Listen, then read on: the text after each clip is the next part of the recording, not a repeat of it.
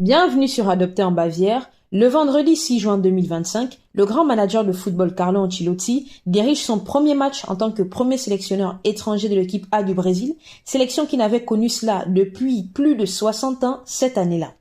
La fédération faisait une communication sereine sur sa venue en 2023, mais la désillusion survint puisque le Mister prolonge jusqu'en 2026 au Real Madrid où il venait de gagner une Ligue des Champions en 2022 et la remportera encore en 2024.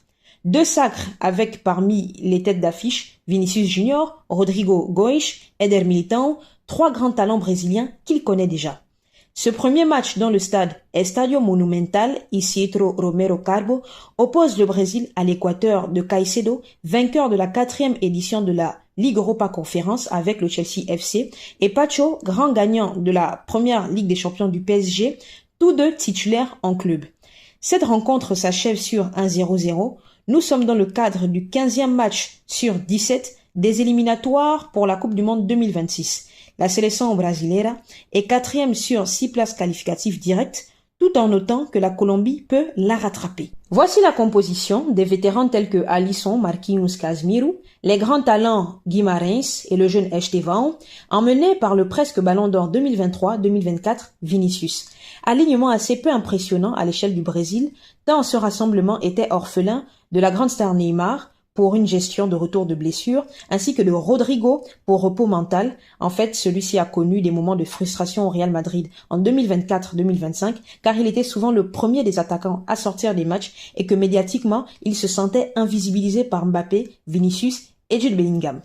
Un match tiède nous a été diffusé. Pas étonnant, avec seulement 2 entraînements avec le groupe au complet, possession équilibrée, 2 tirs cadrés à 3 pour l'Équateur. Côté Brésil, formation en 3-3-4 avec le ballon, Vanderson montait en milieu alors que Gerson était ailier gauche.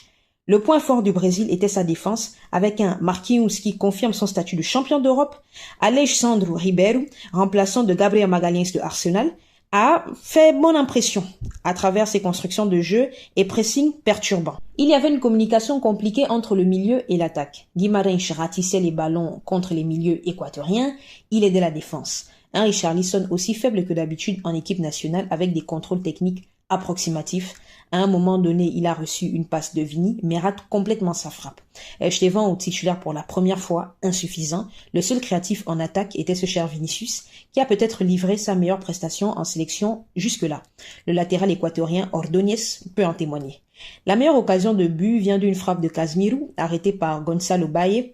Après dribble, Vini passe en retrait, Gerson laisse passer entre ses jambes pour Casemiro. Lui qui revenait en sélection après 1 an grâce à son ancien manager Ancelotti, il est toujours aussi bon au marquage comme au duel. Vous savez désormais tout de cette rencontre qui marque le début de l'histoire Ancelotti-Brésil. Commentez plus bas et merci.